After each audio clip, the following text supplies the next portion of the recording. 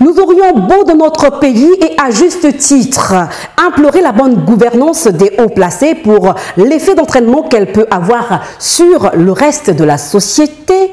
Avons beau par conséquent exiger que la préférence pour tous les emplois publics ou privés disponibles soit de placer l'homme qu'il faut à la place qu'il faut. Tant que notre agir individuel ne reflètera pas la recherche permanente de la performance, de sorte à influencer positivement la collectivité, nous n'irons nulle part.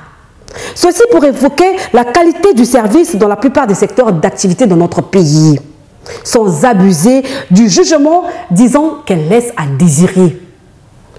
Fréquenter les transports en commun, les banques, les hôpitaux, les écoles, la téléphonie mobile, l'eau et l'électricité, les hôtels et les restaurants, la liste n'est pas exhaustive. Vous verrez que très souvent, l'agent ou le fonctionnaire à qui vous parlez a tendance à regarder ailleurs.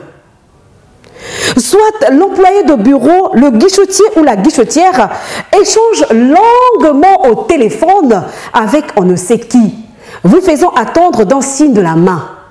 Soit, s'ils sont 2, 3 ou 4 à se taquiner sur la qualité de leurs vêtements. Soit, vous aurez ce sentiment qui se convertit en certitude.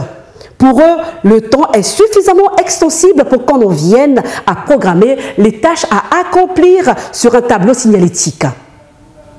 Quand on pense que nos administrations ferment à 14 heures, on peut regretter de ne pas utiliser rationnellement nos 7 heures de travail. De par le monde, le secteur des services porte les économies modernes parce qu'il représente la plus grosse part des embauches offertes dans le formel et l'informel. À l'heure où croissance économique rime avec innovation, ne pas se rappeler le vieil adage anglo-saxon toujours d'actualité, time is money, c'est compromettre la compétitivité de son entreprise. Que l'on vive au Congo ou ailleurs, les économies ne valent que la qualité des services qu'elles produisent. C'est pour cela que tous les employés comme les cadres, sont tenus par obligation du résultat. Le contraire s'appelle simplement manquer le rendez-vous au développement.